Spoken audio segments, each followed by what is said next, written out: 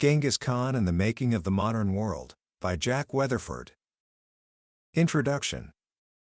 In 1937, in a remote Buddhist monastery in central Mongolia, something precious vanished. For centuries, the faithful lamas had guarded the very soul of Genghis Khan, embodied in a sacred banner woven from the hair of his war stallions. But during Stalin's brutal purges, where 30,000 Mongols were executed and their culture systematically dismantled, the banner, and with it, the soul of their nation's founder, disappeared. It was as if history itself was trying to erase him. For most of the 20th century, the world knew Genghis Khan as a caricature, the quintessential barbarian, a bloodthirsty savage leading a horde of mindless killers. He was the monster in our history books, a symbol of destruction for its own sake. But what if that story was wrong?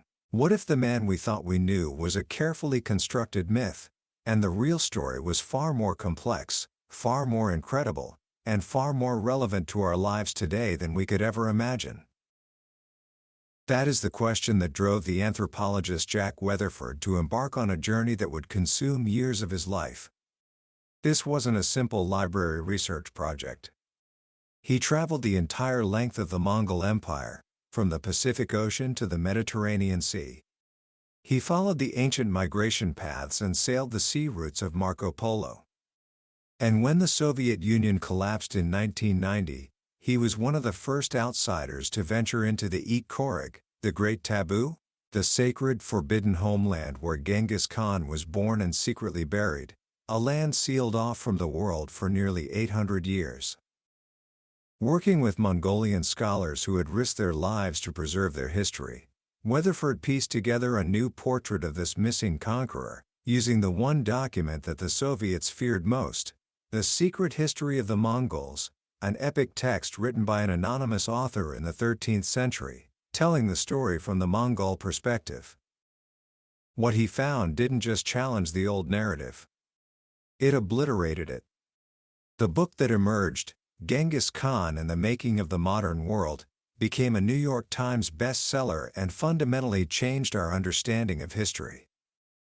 Today, we're going to journey into that world. We're going to uncover the story of how an outcast, illiterate boy, born into a world of brutal violence and abject poverty, rose to become the greatest conqueror the world has ever known. But more than that, I promise you this, by the end of our time together, you will see how this one man, more than any other individual in history, laid the foundations for our modern world, a world of global commerce, international law, religious freedom, and diplomatic immunity. This isn't just a history lesson. It's the story of how our world was made. Book summary. To understand the man, you must first understand the world that made him. Imagine a land of endless, rolling grasslands under a vast, eternal blue sky. The Mongolian steppe of the 12th century. It's a place of breathtaking beauty and unspeakable hardship. Life here is a constant struggle against brutal winters, starvation, and most of all, other people. This world is not one of nations, but of dozens of warring tribes and clans, caught in a relentless cycle of raiding, kidnapping, and revenge. There is no law but the law of the strongest. Loyalty is fleeting, and betrayal is a constant shadow. It is into this world, in the spring of 1162, that a boy named Temujin is born. His entry into the world is marked by violence. His mother, Hoelun, had been kidnapped by his father, Yasuge, stolen away from her new husband from the Merkid tribe. She gives birth to her first child far from her home, a captive wife in a strange land. And when the baby arrives, the story goes that he is not empty-handed. His small fist is clenched tightly around a large, black blood clot, the size of a knucklebone. Was it a prophecy or a curse, a sign of a great hunter, or a great killer? No one knew. But that blood clot would come to symbolize the destiny he would carve for himself. Temujin's childhood was not one of privilege. It was one of hunger, humiliation, and loss. When he was only 9 years old, his father was poisoned by their enemies, the Tatars. The clan, seeing no use for his 2 widows and 7 young children, abandoned them on the steppe to die. Owain, the kidnapped bride who had now become an outcast widow, refused to let her family perish. She taught her children to survive on the margins, to hunt rats and marmots, to dig for roots, and to fish with hooks fashioned from sewing needles. They wore clothes made from the skins of dogs and mice. They were the lowest of the low. This brutal upbringing forged in Temujin a character of iron will. He learned, in the most dreadful detail, the full range of human emotion, cruelty and ambition, desire and loyalty. He learned that kinship, the bedrock of steppe society, meant nothing without action. His own relatives had left him to starve. 2 events from this period shaped the man he would become. The first was a murder. As the boys grew, a rivalry festered between Temujin and his older half-brother, Bigtar. In their fatherless family, Bigtar began to assert his authority as the eldest male, taking food from his younger siblings and claiming the rights of a leader. For Temujin, a boy who was learning to see the world not through tradition but through strength and will, this was intolerable. One day, after Bigtar snatched a fish Temujin had caught, Temujin and his full brother Kashar stalked him as if he were prey. They crept up on him as he sat on a small knoll, and with arrows drawn, they killed him. When his mother Hoelun saw what he had done, she screamed at him, "Destroyer, destroyer, you came from my hot womb clutching a clot of blood in your hand." She was right. He had destroyed the old order of his family. He had chosen to lead, not to follow, and he was willing to kill anyone who stood in his path, even his own brother. The second event was an act of kindness. After the murder, the Taisho clan, the same relatives who had abandoned them, captured the teenage Temujin and enslaved him. They locked his head and hands in a heavy wooden collar called a kang, parading him from camp to camp. He was helpless, dependent on his captors for every scrap of food and sip of water. But in this moment of total humiliation, he found unexpected sympathy. Not from the aristocratic Taisho, but from the servant families who were ordered to guard him. An old woman secretly tended the raw wounds on his neck. A man and his children would remove the kang at night to let him rest. When Temujin finally saw a chance to escape, he didn't just run.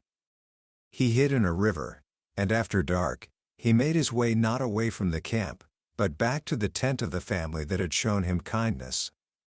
It was an incredible risk. If they turned him in, he would be killed, and they would be rewarded. If they helped him, they risked death themselves. They helped him. They removed the kang and burned it.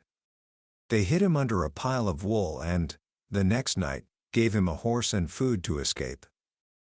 This was perhaps the most profound lesson of his young life. His own high-born relatives had betrayed him. Strangers of low birth, with no kinship ties to him at all, had risked everything to save him. From that moment on, Temujin would build his world on a revolutionary new principle for the steppe: loyalty was more important than blood. He would judge people not by their clan or their family, but by their actions and their commitment to him. This idea, a meritocracy, would become the foundation of his empire. Freed from slavery, Temujin was a renegade, a man without a tribe. But he was not without ambition. He still had 2 things of value from his past: the girl he was betrothed to, Bort, and a friendship with a boy named Jamaka. These 2 relationships would define the next chapter of his life. He set out to find Bort, whom he hadn't seen since his father's death 7 years earlier. Her family had waited, and they were still willing to honor the betrothal. Bort's dowry was a single, beautiful coat of black sable, the most prized fur on the steppe. For a poor young man, this was a treasure. But Temujin saw it not as wealth, but as an opportunity. He remembered that his father had been an Onda, a sworn blood brother, to a powerful chieftain named Torgal, the leader of the Karid tribe, who was known as Ong Khan. The Karid were a large, Christian tribe, far more powerful than the scattered Mongol clans. Temujin took the sable coat, his only worldly treasure, and presented it to Ong Khan. He wasn't asking for a gift in return. He was making a strategic investment. He asked the old Khan to be his father and to take him under his protection. Ong Khan, remembering his bond with Yeshuge, accepted. With that single act, Temujin, the outcast, had secured the most powerful patron on the steppe. He and Bort were finally married. And for a brief moment, it must have seemed like his struggles were over. But the cycle of steppe violence was not finished with him. 18 years after his father had kidnapped Hoalan, the Merkid tribe came for their revenge. One morning, a raiding party swooped down on Temujin's isolated camp.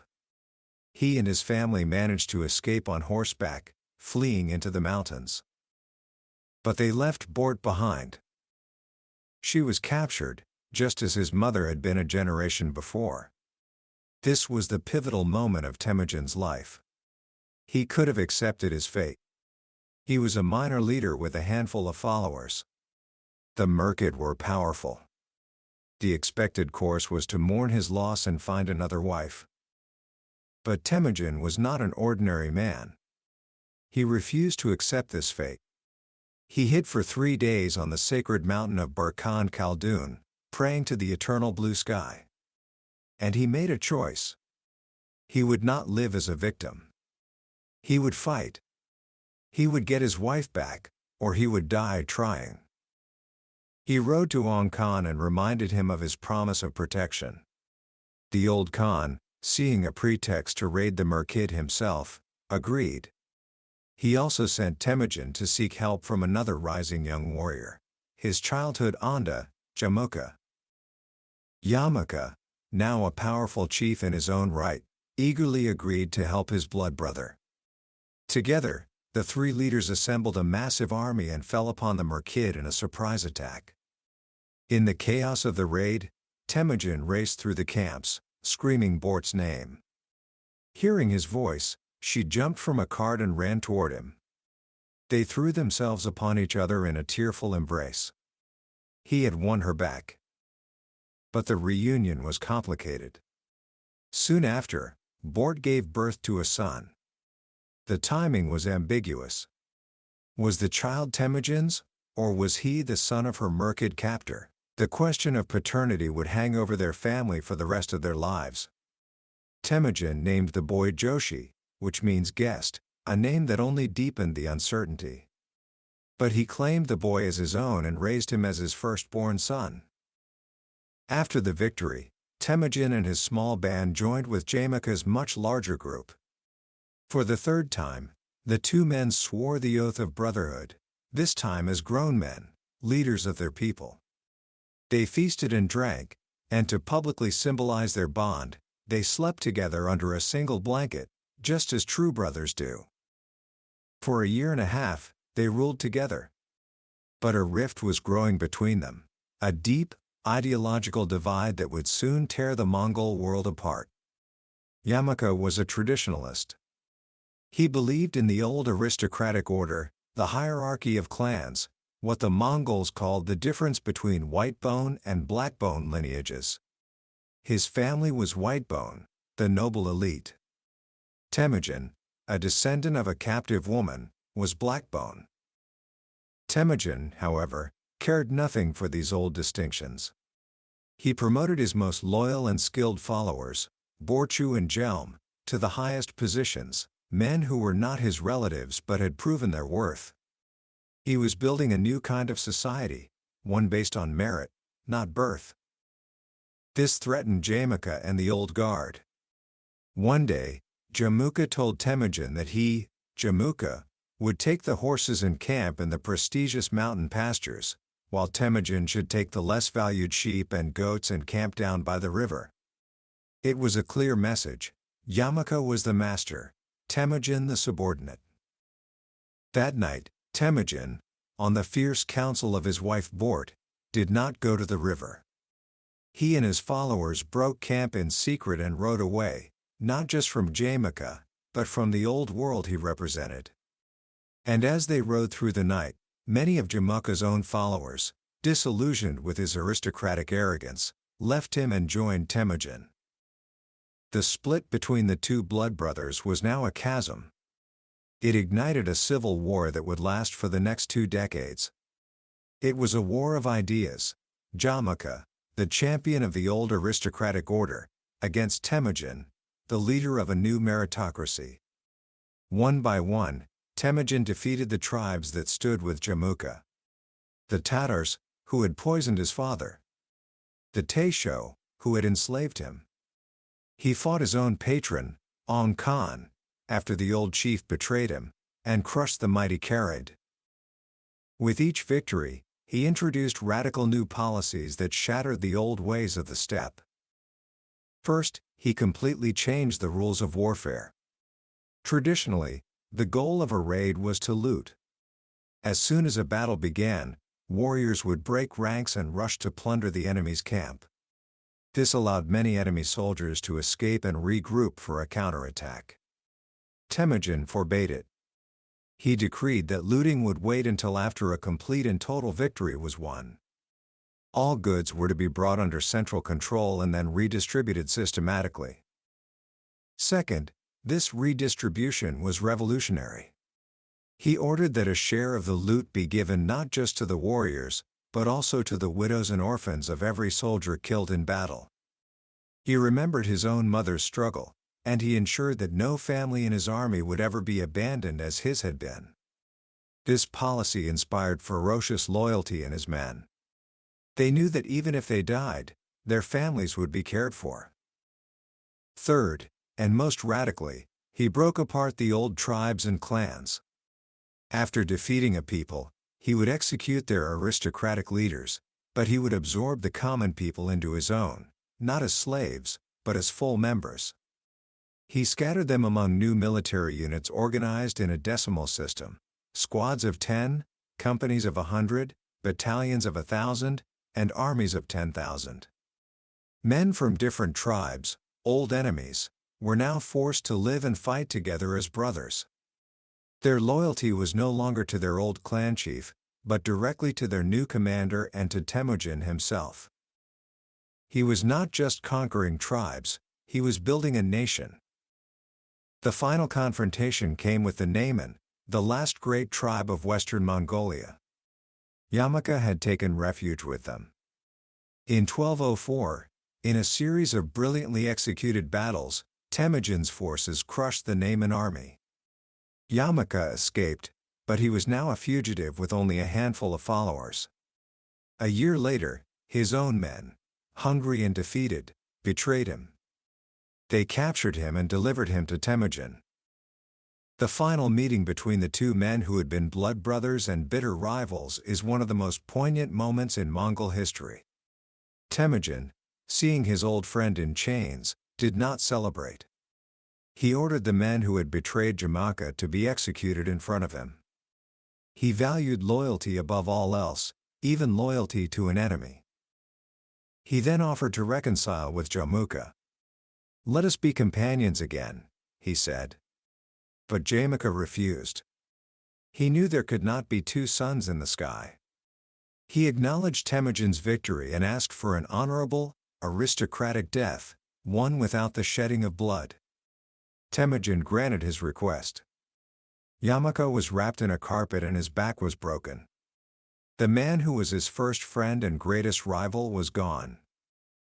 Now, no one stood in his way.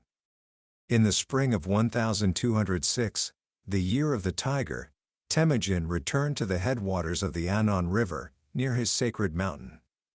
He summoned a great Kurieltai, a grand council of all the tribes of the steppe. Here, he was proclaimed the ruler of all the people of the Felt Walls.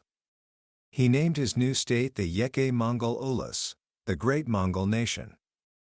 And he took a new title. He was no longer Temujin, the outcast boy. He was Genghis Khan, the oceanic ruler, Khan of all Khans. He was 44 years old. He had united the most violent and fragmented society on earth. But his work, the world would soon learn, was only just beginning. Up until this point, the story of Genghis Khan is one of tribal unification.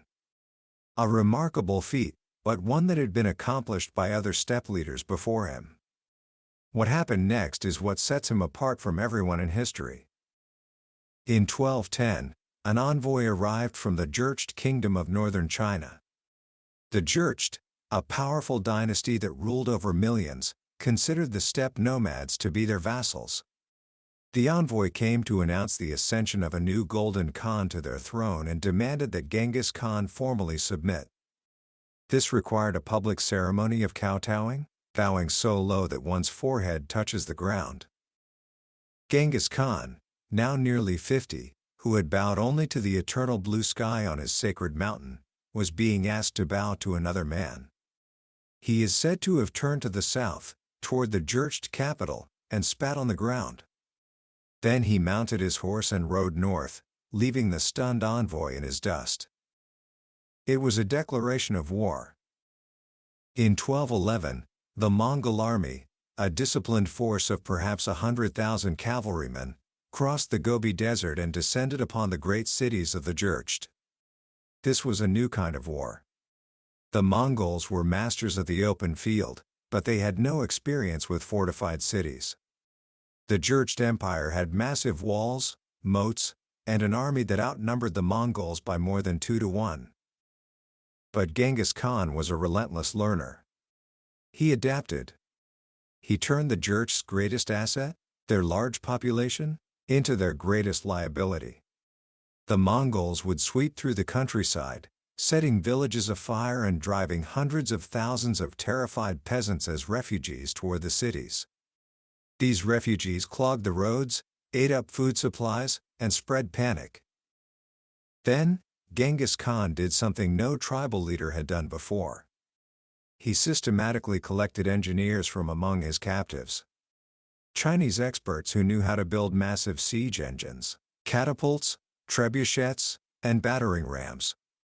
The Mongols, who couldn't cast their own metal or even bake bread, now possessed the most advanced military technology in the world. They rolled these engines up to the city walls and unleashed a terrifying new form of warfare. They hurled not just stones, but pots of flaming naphtha, and primitive bombs made with gunpowder. They used the captured peasants as human shields, forcing them to fill the moats and push the siege engines forward. City after city fell. His war against the Jurchen was just the beginning. The world was about to be shaken to its core. In 1218, Genghis Khan sought to open peaceful trade with the great Muslim empire to the west, the Khwarezmian Sultanate, which stretched across modern-day Iran, Afghanistan, and Central Asia. He sent a caravan of 450 merchants with a message of friendship to the Sultan Muhammad II. In the border city of Utrar, the governor, in an act of breathtaking arrogance and greed, seized the caravan and killed the merchants. To Genghis Khan, this was more than an act of theft and murder. It was a violation of the most sacred principles of his new world order, the safety of merchants and the immunity of envoys. He sent ambassadors to the Sultan to demand that the governor be punished. The Sultan's response was to kill some of the envoys and to shave the beards off the others, the ultimate insult, and send them back. When the mutilated envoys arrived at his court, Genghis Khan's anger was a force of nature. He withdrew again to his sacred mountain and prayed for 3 days and 3 nights. When he emerged, he had the verdict of the eternal sky: vengeance. What followed was one of the most audacious military campaigns in history. The Sultan expected an attack from the east, the most direct route. Genghis Khan sent a decoy army that way. But he took his main force on an impossible journey, a 2,000-mile trek across the waterless Kizil-Kum Desert, the Red Sands, a route that even trade caravans avoided. He appeared, as if from nowhere, deep inside the Sultan's territory, at the gates of the noble city of Bukhara. Panic ripped through the empire. The Sultan's massive army, scattered across dozens of cities, was paralyzed. They had prepared for a border war, not an enemy who could materialize out of thin air. In just 4 years, the Mongol army swept across Central Asia and the Middle East. They conquered cities whose names were legendary: Bukhara, Samarkand, Herat, Nishapur. They crushed every army from the Himalayas to the Caucasus. The Sultan fled, hunted by a relentless Mongol detachment, and died alone and abandoned on an island in the Caspian Sea. In 25 years, Genghis Khan's army conquered more land and more people than the Romans had in 400 years. At its peak, the Mongol Empire would stretch from the Pacific Ocean to the shores of the Mediterranean, from Siberia to India. It was the largest contiguous land empire in human history. But the most astonishing thing wasn't the conquest itself. It was what came after. Genghis Khan was a destroyer of walls, both literal and metaphorical. He smashed the old feudal system of aristocratic privilege and built a new one based on individual merit, loyalty, and achievement. He established universal religious freedom across his lands. He granted tax exemptions to priests, doctors, teachers, and undertakers. He created the first international postal system, the YAM, a network of relay stations that allowed messages and goods to travel with unprecedented speed. He created history's largest free trade zone. He established a universal law, the Yasa, that applied to everyone, including himself. He outlawed torture. He did not hoard wealth, he redistributed it. He did not build castles, he built bridges. The Mongols made no new breakthroughs in technology themselves, but they were civilization's unrivaled cultural carriers. They brought German miners to China and Chinese doctors to Persia. They spread the use of carpets, lemons, and carrots from Persia to China. They took Chinese noodles, playing cards, and tea to the West. They combined Chinese gunpowder, Muslim flamethrowers, and European bell casting to create the cannon, changing warfare forever. They were creating a new world order. As Genghis Khan entered his 60s, his thoughts turned to succession. This would prove to be a challenge he could not conquer. The old wound of Joshi's birth reopened in a furious family council. His second son, Chagatai, refused to accept his bastard older brother as the next great Khan. The two men physically fought in their father's tent. The dream of a unified empire was already cracking. A compromise was reached. Neither Joshi nor Chagatai would rule. The title would go to the third son, the good-natured and famously alcoholic Ogadai. In the summer of 1227, during a final campaign against the Tangut kingdom, Genghis Khan, now nearly 70 years old, died. Not in battle, but in his camp bed, surrounded by family and loyal soldiers. His body was returned to his homeland for secret burial. The soldiers in his funeral cortege are said to have killed every person and animal they met along the way to preserve the secrecy of the location. After he was buried, 800 horsemen trampled the ground to obscure the grave. The location of his tomb remains the greatest archaeological mystery in the world today.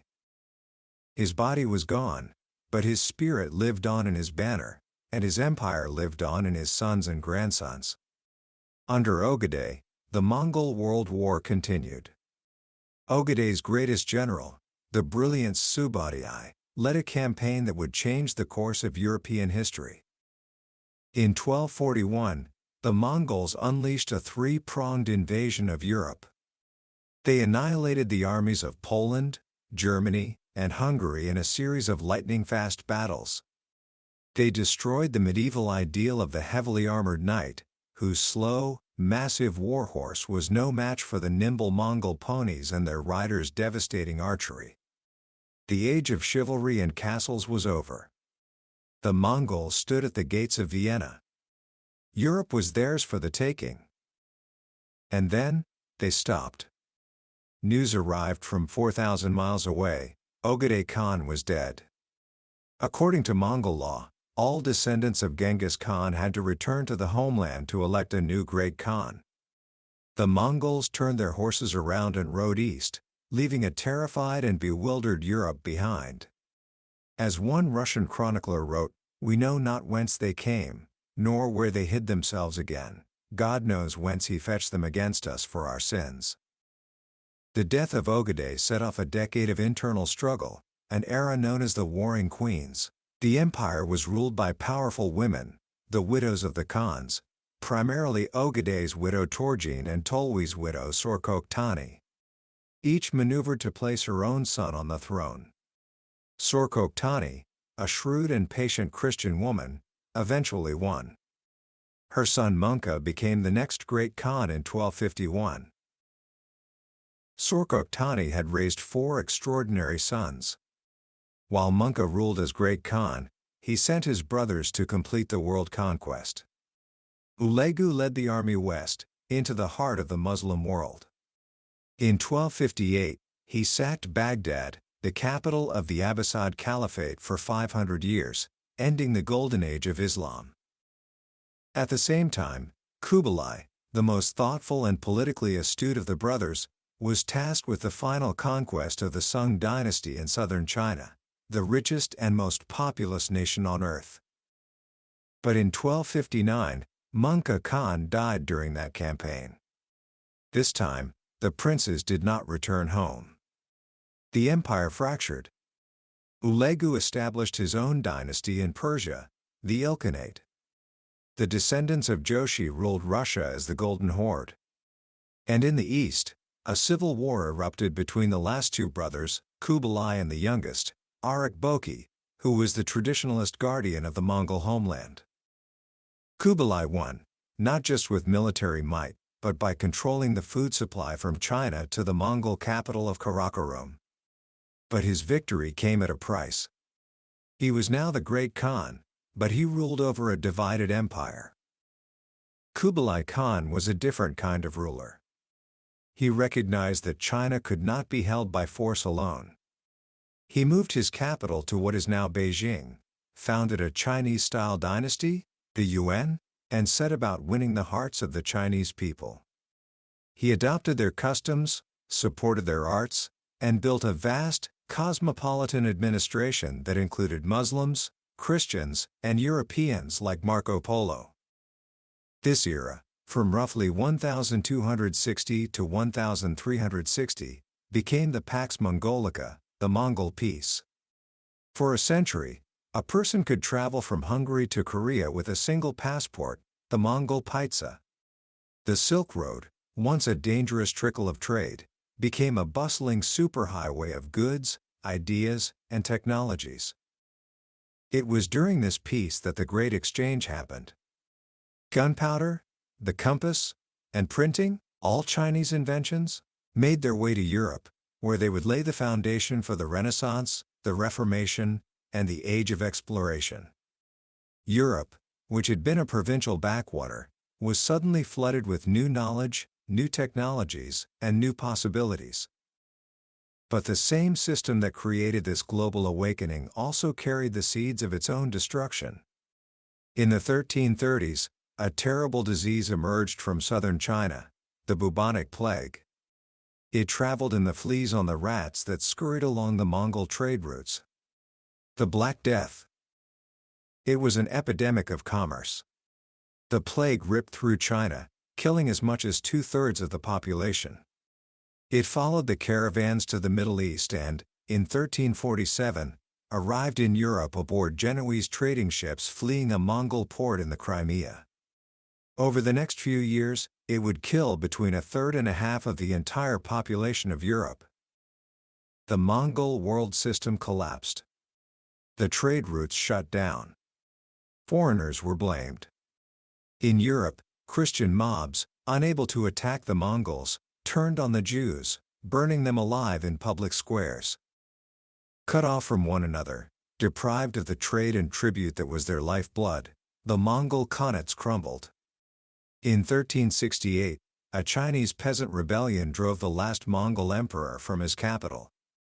In Persia and Russia, the Mongol rulers were overthrown or assimilated, becoming more like the people they ruled. The empire was gone, but the world it created was here to stay. Commentary. When we look back at the story Jack Weatherford tells, it's easy to get lost in the sheer scale of it all, the epic battles, the vast distances, the rise and fall of an empire that dwarfed anything the world had ever seen. But to me, the most profound lesson isn't about conquest. It's about creation. The traditional view of Genghis Khan is that he was a force of destruction, a human earthquake who left nothing but ruins in his wake. And there's no denying the brutality of his campaigns. The Mongols killed millions of people. They razed cities to the ground. But Weatherford forces us to ask a more difficult question. What did they build? And the answer is staggering. They built a world connected. Before Genghis Khan, civilizations were like isolated islands. Europe had little knowledge of China, and China had no knowledge of Europe. The Islamic world was a universe unto itself. The Mongols didn't just conquer these places, they smashed the walls between them. They created the first system of free trade on a continental scale. They created the first system of international law, the first international postal service, and the first universal passport. They didn't just tolerate different religions, they made religious freedom the law of the land, at a time when in Europe and the Middle East, you could be burned alive for believing in the wrong god. Genghis Khan's genius, and the genius of his successors like Kublai Khan, was their relentless pragmatism. They were not ideologues. They had no culture of their own to impose. They were nomadic scavengers of a sort, not just of goods, but of ideas, technologies, and talented people. They took the best of every culture they encountered and spread it across their empire. They were the bridge that connected the world, and across that bridge flowed everything that would create our modern era. This book completely reframes our understanding of progress. We often think of history as a neat, linear story, with the West as its central hero. The Mongols shatter that illusion. They show us that for a crucial century, the center of the world was not in Rome or Paris, but in the Mongol capital of Karakorum.